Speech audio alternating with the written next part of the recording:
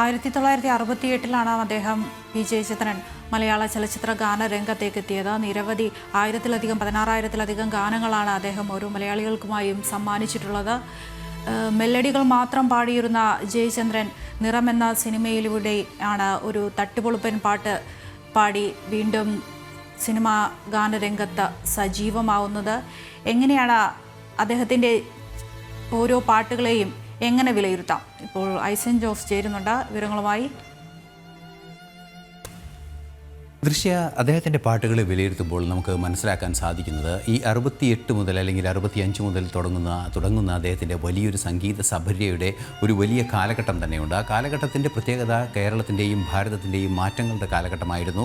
അത് രാഷ്ട്രീയമായും സാമൂഹികമായും വലിയൊരു പരിവർത്തനത്തിൻ്റെ കാലം കൂടിയായിരുന്നു. ആ പരിവർത്തന യുഗത്തെ പരിവർത്തിപ്പിക്കുന്നതിന് സർഗാത്മകമായ സാന്നിധ്യം വഹിച്ച നിരവധി കവികളുടെ ഗാനങ്ങൾ, അത് ജനകീയമായ ഗാനങ്ങൾ, അത് വിണ്ടിൽ നിന്നുറങ്ങുന്ന മനുഷ്യനോ എന്ന രീതിയിലൊക്കെയുള്ള ഉറങ്ങുന്ന ദൈവമോ എന്ന രീതിയിലൊക്കെയുള്ള അതിശക്തമായ ഒരു വിപ്ലവത്തിൻ്റെ സ്വഭാവമുള്ള അല്ലെങ്കിൽ പ്രതിഷേധത്തിൻ്റെയോ അല്ലെങ്കിൽ ഒരു സമര സ്വഭാവമുള്ള ഗാനങ്ങൾ മുതൽ ഇത്തരത്തിൽ പ്രണയഗാനങ്ങളും ഹാസ്യഗാനങ്ങളും പാടിയ ഒരു മഹാഗായകൻ എന്ന രീതിയിലാണ് അദ്ദേഹത്തെ വിലയിരുത്തേണ്ടത് എന്നതാണ് ഒരു യാഥാർത്ഥ്യം. നമുക്കറിയാവുന്നതാണ്, ശക്തമായ സ്വഭാവമുള്ള അല്ലെങ്കിൽ ഇത്തരത്തിലുള്ള ഒരു സമര സ്വഭാവമുള്ള ഗാനങ്ങളിലേക്കും അതുപോലെ തന്നെ ഭാവഗാനങ്ങളിലേക്കും അദ്ദേഹത്തിൻ്റെ ഹൃദയം അലിഞ്ഞു ചേർന്നുപോയി എന്നതാണ് ഏറെ ഗൗരവമാർന്ന അല്ലെങ്കിൽ ഏറെ പ്രത്യേകതയുള്ള ഭാവഗായകൻ എന്ന് അദ്ദേഹത്തെ അറിയപ്പെടാൻ അടിസ്ഥാനപരമായി കാരണമാകുന്നത് എന്നാണ് പ്രാഥമികമായി വിലയിരുത്തുമ്പോൾ മനസ്സിലാക്കാൻ സാധിക്കുന്നത്. നേരത്തെ ജയരാജ് വാര്യർ പറഞ്ഞതുപോലെ വലിയൊരു ഗുരുവായൂരപ്പ ഭക്തനായിരുന്നു. ഞാൻ തന്നെ നേരിട്ട് കണ്ടിട്ടുണ്ട്. ഗുരുവായൂരിലെത്തി ദാദാ സാഹിബ് ഫാൽക്കെ അവാർഡ് ലഭിക്കുന്നതിന് മുൻപ് ഗുരുവായൂരിലെത്തി ജെ സി ഡാനിയൽ അവാർഡ് ലഭിക്കുന്നതിന് മുമ്പ് ഗുരുവായൂരിലെത്തി. അതിന് ശേഷമാണ് ഞാൻ അവാർഡ് സ്വീകരിക്കുകയുള്ളൂ എന്ന നിലപാട് സ്വീകരിച്ച് ഗുരുവായൂരപ്പനോട് അനുവാദം ചോദിക്കാൻ വന്നതിന് നേർസാക്ഷികളായിരുന്നു തൃശ്ശൂരിലെ മാധ്യമപ്രവർത്തകർ എല്ലാവരും തന്നെ. അത്രയും ഗുരുവായൂരപ്പനോട് ഇഷ്ടമുള്ള ഗുരുവായൂരപ്പൻ്റെ ഭക്തനായ ഒരു മഹാഗായകൻ കൂടിയായിരുന്നു. അതുതന്നെയായിരുന്നു അദ്ദേഹത്തിൻ്റെ പ്രത്യേകത. ഈ ഭാവം, ഈ താളം, ഈ ഭക്തി, ഇതെല്ലാം തന്നെ അദ്ദേഹത്തിൻ്റെ ജീവിതത്തിൽ മുഴുവനുമായി അലിഞ്ഞു ചേർന്ന് പോയി എന്നതാണ് ഏറെ പ്രാധാന്യമർഹിക്കുന്ന ഒരു ഘടകം. അത്തരത്തിൽ വലിയ രീതിയിലുള്ള ജീവിതത്തിലെ ഏറ്റവും സുപ്രധാന നേട്ടങ്ങളെല്ലാം തന്നെ ഗുരുവായൂരപ്പന് സമർപ്പിക്കുന്ന അദ്ദേഹത്തിലെ സ്വാഭാവികമായും നേരത്തെ പറഞ്ഞതുപോലെ സ്വർഗ്ഗവാതിൽ ഏകാദശി ദിനത്തിൽ സ്വർഗ്ഗവാതിൽ തുറന്ന് പി ജയചന്ദ്രനെ ഗുരുവായൂരപ്പൻ തൻ്റെ സവിധത്തിലേക്ക് കൊണ്ടുപോയി എന്ന് വിശ്വസിക്കാൻ തന്നെയാണ് എല്ലാ മലയാളികളെയും പോലെ നമ്മെല്ലാവരും ഇഷ്ടപ്പെടുന്നത് എന്നതാണ് ഒരു യാഥാർത്ഥ്യം.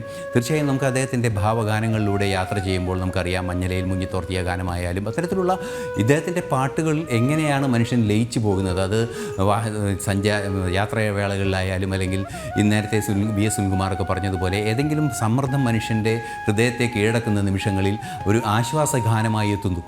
അത്തരത്തിലൊക്കെ തന്നെയായിരുന്നു അദ്ദേഹം ഈ മലയാളിയുടെ ജീവിതത്തിൽ അലിഞ്ഞു ചേർന്നത് എന്നതാണ് ഒരു വസ്തുത. നമുക്ക് നേരിട്ടറിയാവുന്നൊരു വസ്തുത. നമുക്കറിയാവുന്നതാണ് അദ്ദേഹം സ്റ്റേജ് പെർഫോമൻസിൽ അതാണ് അദ്ദേഹത്തെ സംബന്ധിച്ചിടത്തോളം ഏറ്റവും മികവാർന്നൊരു വേദി കൂടിയായിരുന്നത്. നിമിഷങ്ങൾക്കകം എല്ലാ ഗാനങ്ങളും സ്റ്റേജിൽ അദ്ദേഹത്തിൻ്റെ റെഫറൻസ് നോട്ടിൽ നിന്നും പാടാൻ കഴിവുള്ള ഒരു അസാമാന്യ പ്രതിഭ കൂടിയായിരുന്നു അദ്ദേഹം. അതിനുവേണ്ടി അല്ലെങ്കിൽ ഏതെങ്കിലും ഒരു പാട്ട് ഇന്ന സ്ഥലത്ത് വന്ന് പാടണം എന്ന ഒരു നിർദ്ദേശമൊന്നും അദ്ദേഹത്തെ സംബന്ധിച്ചിടത്തോളം വേണ്ടിയിരുന്നില്ല എന്ന് തൃശ്ശൂരിലെ എല്ലാ സംഘാടകർക്കും അതുപോലെ തന്നെ കേരളത്തിലെ സംഘാടകർക്കെല്ലാം തന്നെ അറിയാം. പ്രത്യേകിച്ച് ജയരാജ് വാര്യരൊക്കെ വളരെ കൃത്യമായത് ആ സദസ്സിനൊത്തുള്ള ഒരു ആസ്വാദന രീതിയിലേക്ക് അദ്ദേഹത്തെ കൊണ്ടുപോകാൻ വളരെയധികം ഇടപെട്ടിരുന്ന അല്ലെങ്കിൽ അതിനുള്ള സാക്ഷ്യം വഹിച്ചിരുന്നൊരു വ്യക്തി കൂടിയായിരുന്നു. അദ്ദേഹത്തിൻ്റെ നേരിട്ടുള്ള അനുഭവങ്ങളിൽ അദ്ദേഹം ഓരോ ഗാനങ്ങളെക്കുറിച്ച് പറയുമ്പോഴും അതിൻ്റെ 3-4 വരികളും അതിൻ്റെ രീതികളും ഗാനത്തിൻ്റെ പ്രത്യേകതകളും എല്ലാം തന്നെ അദ്ദേഹം വിശദീകരിക്കുമ്പോൾ ഹൃദയത്തിലായിരുന്നു അദ്ദേഹത്തിൻ്റെ ഈ നേരത്തെ നമ്മൾ പറഞ്ഞതുപോലെ മഹാരഥന്മാരായ സംഗീത സംവിധായകരും അതുപോലെ തന്നെ ഗാനരചയിതാക്കളും എല്ലാം തന്നെ നമുക്കറിയാവുന്നതാണ്. വയലാർ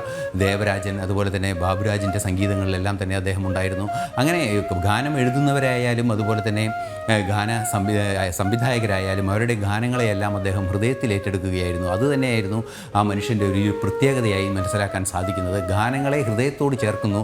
ആദ്യം തന്നെ ആ ഹൃദയത്തിൽ നിന്നും ഈ മഹാകവികളുടെ ആ രചനകളും അതുപോലെ തന്നെ ആ മഹാസംഗീതകാരന്മാരുടെ ആ സംഗീതാവിഷ്കാരവും ജീവനോടെ പുറത്തു വരുന്നു, അല്ലെങ്കിൽ അത്തരത്തിൽ ജീവനുള്ള ഒരു ശബ്ദമായി മാറുന്നു.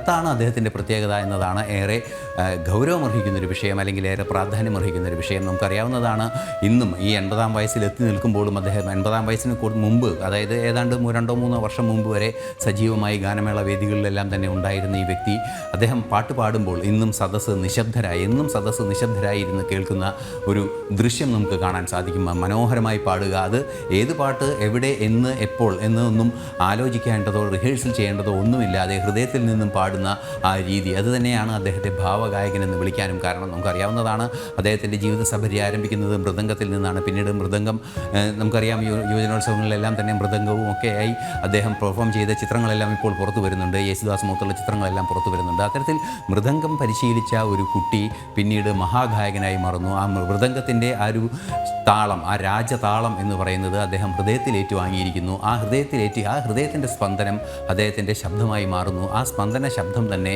സ്വാഭാവികമായും വലിയ സംഗീതമായി മാറിയിരിക്കുന്നു, ഭാവഗായകനായി മാറുന്നു എന്നാണ് നമുക്ക് അദ്ദേഹത്തിൻ്റെ ജീവിത സഫരിയെ നിരീക്ഷിക്കുമ്പോൾ മനസ്സിലാക്കാൻ സാധിക്കുക.